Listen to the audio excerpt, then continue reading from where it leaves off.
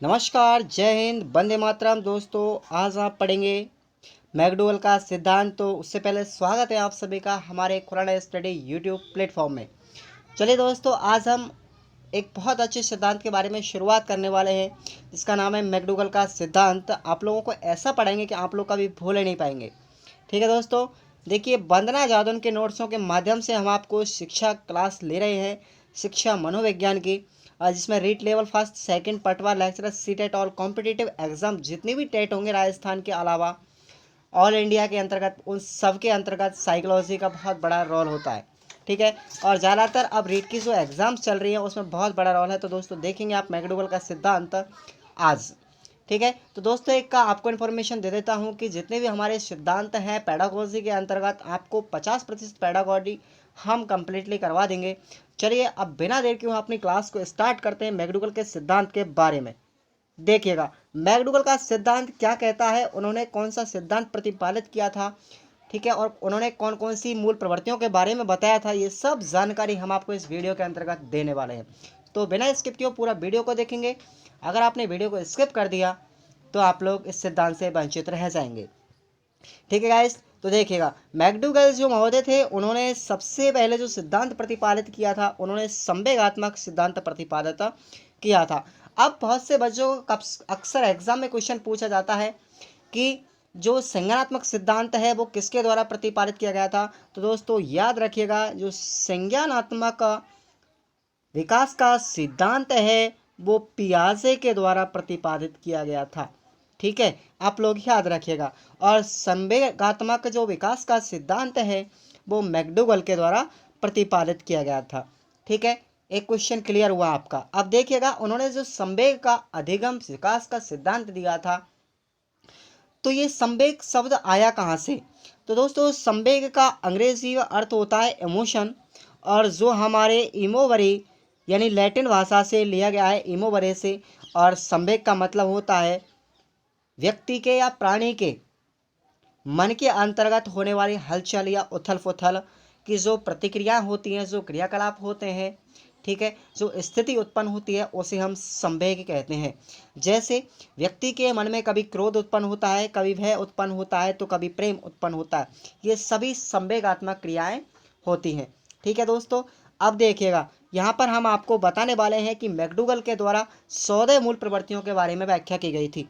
अब वो मूल प्रवृत्तियाँ कौन कौन सी हैं, उससे पहले हम आपको संवेग की जितनी भी परिभाषाएं, संवेग की जितनी भी परिभाषाएं विद्वानों के माध्यम से दी गई थी, उनके बारे में चर्चा करेंगे कि किस विद्वान के द्वारा, किस मनोवैज्ञानिक के द्वारा कौन सी परिभाषा संवेग के बारे में दी गई थी। तो क्वेश्चंस अक्सर बहुत बार यहाँ से पूछा जाता है कि किस वैज्ञानिक ने या किस मनोवैज्ञानिक ने संवेगी की कौन सी परिभाषा दी थी। उक्त कथन आपको एग्जाम में देखने को मिलेगा, और आपसे ऑप्शन में साइंटिस्ट का नाम यानी साइकोलॉजिस्ट का नाम दिया जाएगा। आपको उचित कथन जो कहा गया था उस साइकोलॉजिस्ट का नाम आपको ऑब्जेक्टिव रूप से फिलअप करना होता है।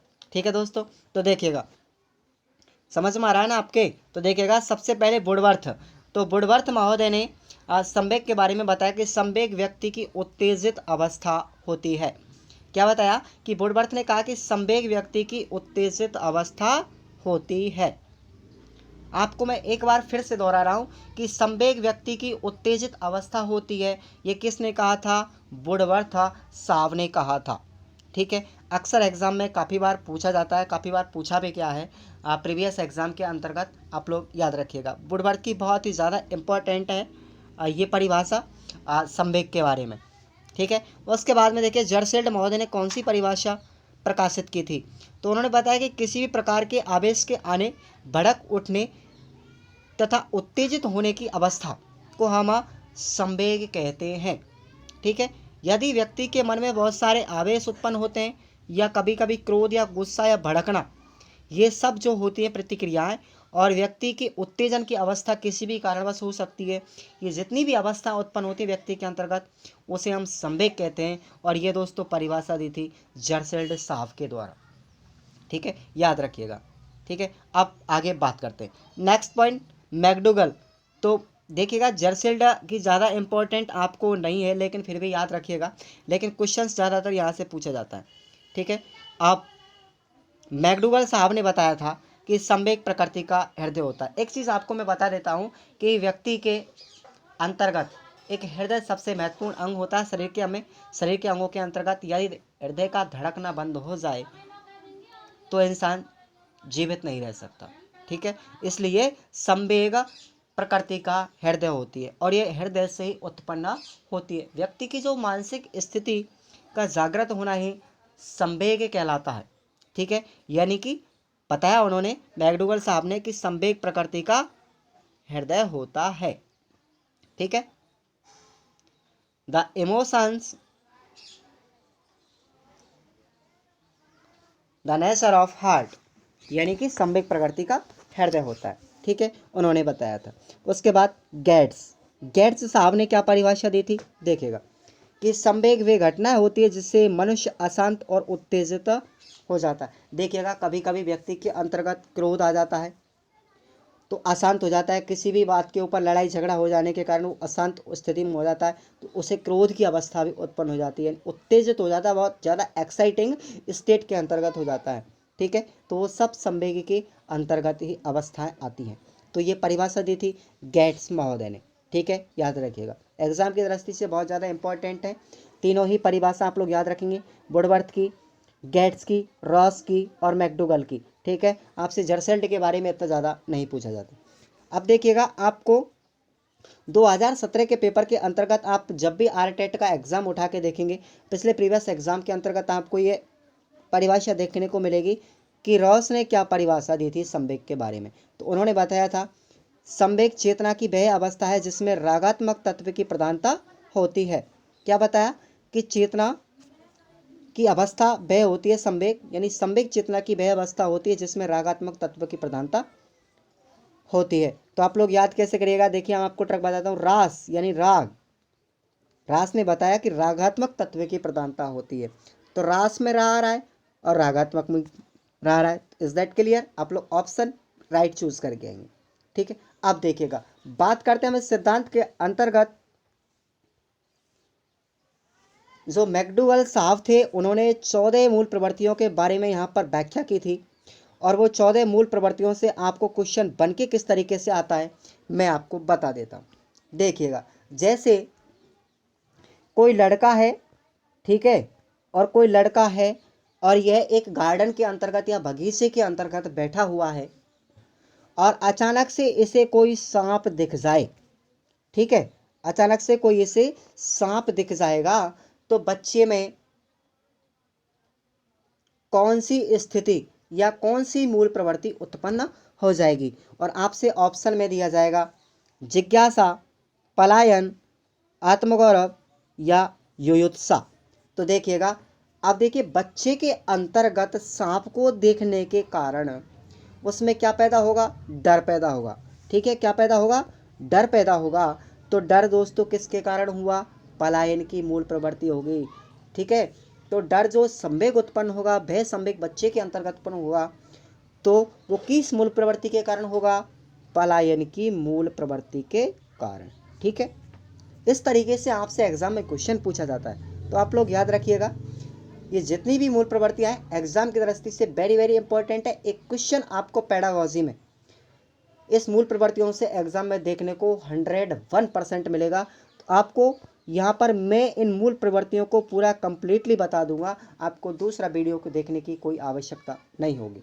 ठीक है, जितने भी मेरे भैया बहन जी इस चैनल को देख रहे हैं, कृपया राष्ट्र हित में शिक्षा के लिए इस चैनल को सब्सक्राइब करेंगे और वीडियो को एक बार लाइक भी करेंगे। ये मैं आपसे बार बार नहीं कह रहा कि आप लोग सब्सक्राइब करें, लेकिन यदि आपको हम यहाँ पर अच्छी चीज़ प्रदान कर रहे हैं तो आप लोग वीडियो को थोड़ा लाइक करने का फर्ज बनता है। ठीक है गाइस, चलिए मूल प्रवृत्तियों के बारे में बात करेंगे हम। मैंने आपको क्वेश्चन आने का तरीका पैटर्न बता दिया कि इस तरीके से ज़्यादातर एग्जाम में क्वेश्चन पूछा जाता है। ठीक है, तो 14 मूल प्रवृत्तियों में पहली मूल प्रवृत्ति होगी जिज्ञासा। क्या होगी, जिज्ञासा। तो जिज्ञासा जो मूल प्रवृत्ति है वो किसके कारण उत्पन्न होगी, आश्चर्य। तो इसका संवेग क्या होगा, आश्चर्य के कारण। ठीक है, यदि व्यक्ति के अंतर्गत जैसे अचानक से कोई चीज़ या कोई वस्तु ला करके उसके हाथों में थमा दी जाए तो उसे एक सरप्राइज होगा। तो जब सरप्राइज, जैसे हम पिक्चर देख रहे हैं, कोई मूवी देख रहे हैं टीवी पर, तो आगे उस सीरियल में या मूवी में क्या होने वाला है, ठीक है, क्या होने वाला है, तो एक जिज्ञासा उत्पन्न होगी हमारे मन में। कौन सा संवेग चलेगा, एक आश्चर्य का संवेग चलेगा, एक जानने की इच्छा उत्पन्न होगी, वो संवेग होगा आश्चर्य, आश्चर्य का कारण होगा यहाँ पर मूल प्रवृत्ति, जिज्ञासा की मूल प्रवृत्ति के कारण व्यक्ति के मन में आश्चर्य की भावना उत्पन्न या संवेग उत्पन्न हो जाता है। ठीक है, क्लियर। चलिए, मैंने आपको पलायन के बारे में बताया था, डर या भय। ठीक है, यदि भय और डर उत्पन्न होगा तो व्यक्ति के अंतर्गत किस कारण होगा, पलायन की मूल प्रवृत्ति के कारण। ठीक है, चलिए, उसके बाद सामूहिकता की भावना। तो दोस्तों, सामूहिकता कब होगी उत्पन्न, अकेलापन।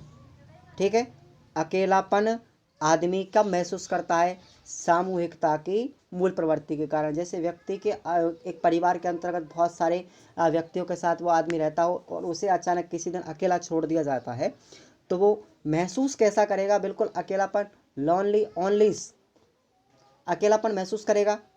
तो उसमें एक भावना उत्पन्न होगी कि मैं इतने सारे परिवार के साथ में रहता था और आज अपना आपको अकेला महसूस कर रहा हूँ। तो दोस्तों, ये प्रवृत्ति जो होगी वो सामूहिकता की प्रवृत्ति के कारण उसे फील होगा। समझ में आ रहा है। देखिएगा, अगला है युयुत्सा की मूल प्रवृत्ति। तो दोस्तों, ये युयुत्सा जो होती है वो किसके कारण उत्पन्न होती है, क्रोध संवेग। ठीक है, क्रोध जो संवेग होता है उसकी मूल प्रवृत्ति होती है युयुत्सा के कारण। ठीक है, समझ में आ रहा है। व्यक्ति को क्रोध कब आएगा, युयुत्सा की मूल प्रवृत्ति के कारण। उसके बाद में है आत्मगौरव।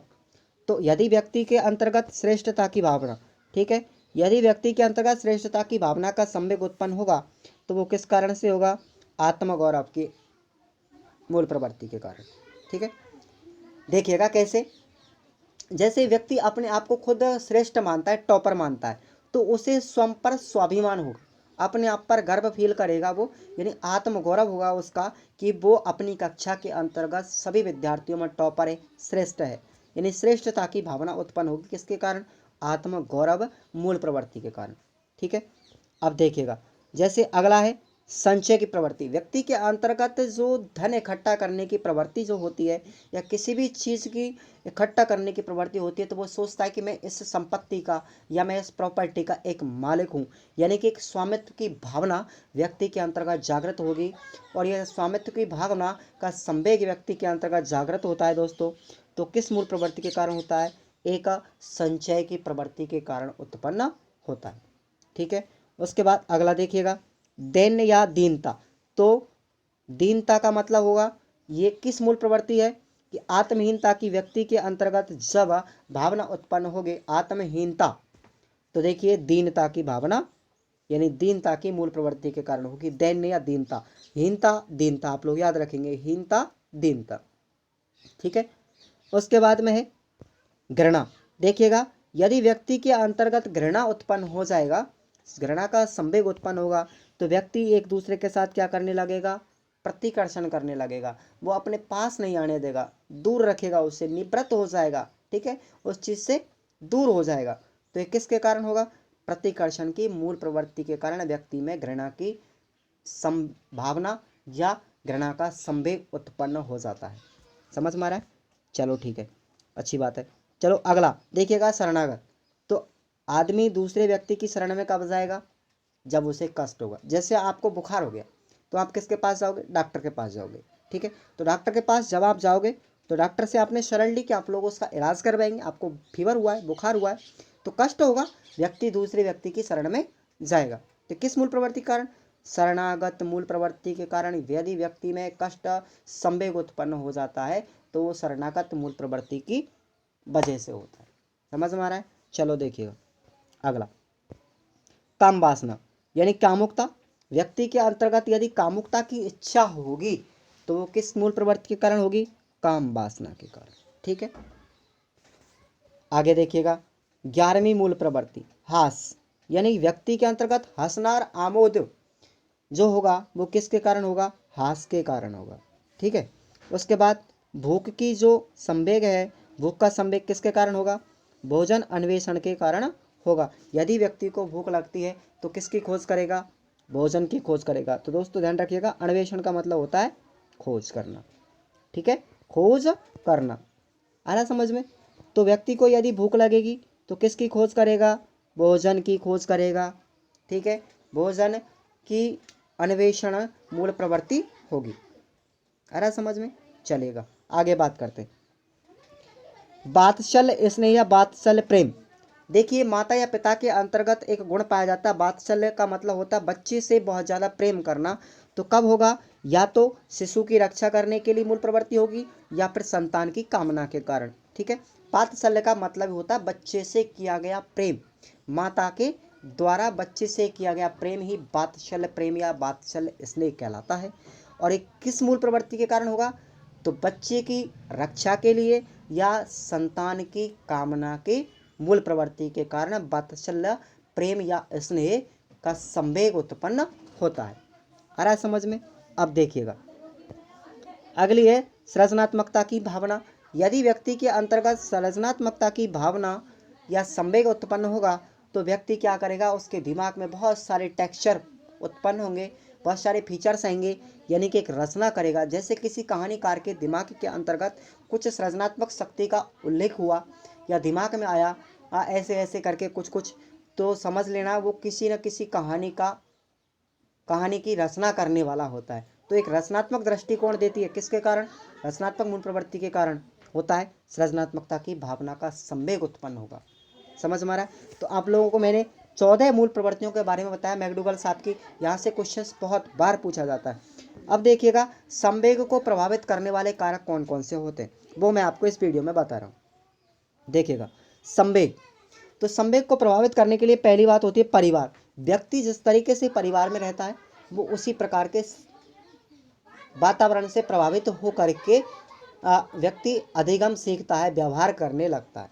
ठीक है, निर्धनता या गरीबी। अब देखिए, व्यक्ति के पास में यदि निर्धनता, परिवार में गरीबी है, तो व्यक्ति के मन के अंतर्गत, जैसे कोई पैसे वाला बच्चा है तो उसके पास बहुत सारे खेलने के खिलौने होते हैं, अच्छे स्कूल में पढ़ने जाता है। ठीक है, अच्छी फैसिलिटीज़, अच्छे शौक मौज करता है। लेकिन एक गरीब का बच्चा ये शौक मौज और फैसिलिटीज़ के साथ जीवन व्यतीत नहीं कर सकता, तो उसके मन में कुछ हीनता की भावना, कुछ गिलानी की भावना उत्पन्न होगी। ये सब संवेग का कारण होगा, वजह होगी संवेग उत्पन्न करने की, गरीबी और निर्धनता। ठीक है, उसके बाद समानता, यानी समाज। व्यक्ति समाज के अंतर रहेगा, समाज को उसके बहुत सारे नियमों का, अनुपालनों का प्रयोग करना पड़ेगा, पालन करना पड़ेगा। तो व्यक्ति के अंतर्गत समाज के नियमों को पालन करने का एक संवेग उत्पन्न होगा। समझ में आ रहा है ना? ठीक है, तो समाज प्रभावित करने वाला कारक होता है। उसके बाद विद्यालय, बच्चा अपने परिवार के से कुछ सीखने के पश्चात जैसे ही वो बाल्यावस्था के अंतर्गत पहुंचता है, 5 वर्ष से ऊपर, तो वो विद्यालय जाना प्रारंभ कर देता है। उसके पश्चात वो विद्यालय शैक्षणिक गतिविधियों का प्रयोग करने लगता है, उसे प्रभावित करने लगती है। ठीक है, तो उसके दिमाग के अंतर्गत या मन के अंतर्गत बहुत सारी विद्यालय क्रियाकलापों के संवेग उत्पन्न होने लगते हैं। ठीक है, उसके बाद में अंतिम है संवेग को प्रभावित करने वाला कारक संगति। व्यक्ति जैसे अच्छे लोगों के साथ में संगति करेगा तो अच्छे मन में विचार उत्पन्न होंगे, अच्छे संवेगों की उत्पत्ति होगी। और यदि गंदे व्यक्तियों के साथ में रहेगा या आपराधिक तत्वों के साथ में रहेगा, आपराधिक प्रवृत्ति के लोगों के साथ में रहेगा, तो व्यक्ति के मन में भी संवेग जो उत्पन्न होंगे वो भी आपराधिक प्रवृत्ति के ही होंगे। समझ में आया ना? आपको कोई डाउट? क्लियर? ठीक है, चलिएगा अब बात करते हैं कुछ महत्वपूर्ण प्रश्नों की। क्वेश्चन नंबर पहला है, देखेंगे आप, श्यामपट्ट पर लिखते समय सबसे महत्वपूर्ण कौन सा तत्व माना गया है? तो दोस्तों इसका राइट आंसर होगा अच्छी लिखावट। ऑप्शन ए को लॉक किया जाएगा। यानी व्यक्ति जब छात्रावास कक्षा के अंतर्गत अच्छी लिखावट होगी तो बच्चे भी साफ सुथरा लिखना लगेंगे। ठीक है, साफ सुथरे लिखने लग जाएंगे। और यदि आपकी राइटिंग ही समझ में नहीं आएगी ब्लैक बोर्ड पर तो बच्चे उसको साफ सुथरा नहीं लिख पाएंगे। समझ में आ रहा है? अब देखिएगा, शरीर के आकार में वृद्धि होती है क्योंकि शारीरिक और गत्यात्मक विकास होता है, संवेगात्मक विकास के कारण, संज्ञानात्मक विकास के कारण या नैतिक विकास के कारण। तो दोस्तों शरीर के आकार में वृद्धि किस वजह से होती है? शारीरिक और गत्यात्मक विकास होता है, जिसमें स्थूलगामक और सूक्ष्मगामक 2 प्रकार के कौशल पाए जाते हैं। सूक्ष्मगामक कौशल और स्थूलगामक कौशल, ये शारीरिक और गत्यात्मक विकास के कौशल होंगे। ठीक है, आराम समझ में? तो ऑप्शन ए को लॉक किया जाएगा क्वेश्चन नंबर सेकंड में। उसके बाद क्वेश्चन नंबर 3, देखिएगा, मानसिक विकास को प्रभावित करने वाले कारक कौन से हैं? तो दोस्तों मानसिक विकास को प्रभावित करने वाला जो कारक होगा यहाँ पर सभी होंगे, यानी कि वो वंशानुक्रम भी हो सकता है, परिवार का वातावरण हो सकता है और परिवार की सामाजिक स्थिति भी हो सकती है। तो ऑप्शन डी को लॉक किया जाएगा क्वेश्चन नंबर 3 में। और लास्ट क्वेश्चन है इस वीडियो का, पियाजे के संगणक विकास के आधार पर संवेदी क्रियात्मक अवस्था कौन सी होती है? तो जीन पियाजे के अंतर्गत जो बताई थी उन्होंने, संवेग सबसे ज़्यादा कब उत्पन्न होते हैं? तो 2 वर्ष से लेकर के 7 वर्ष के बीच के अंतर्गत। ऑप्शन बी को लॉक किया जाएगा यहाँ पर। ठीक है, तो दोस्तों आप लोगों को हमारा वीडियो कैसा लगा? आशा है कि आप लोगों को वीडियो पसंद आया होगा। और ऐसे ही सभी सिद्धांत पढ़ने के लिए मैं आपको डिस्क्रिप्शन बॉक्स में नीचे लिंक दे दूंगा, आप वहाँ से जा करके देख सकते हैं, देख सकते हैं सारे। और इसकी जो PDF होगी वो टेलीग्राम लिंक में जा करके मिल जाएगी आपको, डिस्क्रिप्शन बॉक्स में दी गई, आप वहाँ से जा करके डाउनलोड कर सकते हैं फाइल्स में। ठीक है, और अच्छी तैयारी बनाएगा। आप लोगों के माता पिता को बहुत बहुत प्रणाम, बहुत बहुत धन्यवाद। और आप लोगों के लिए भी आपने हमारा वीडियो वॉच किया कम्प्लीटली।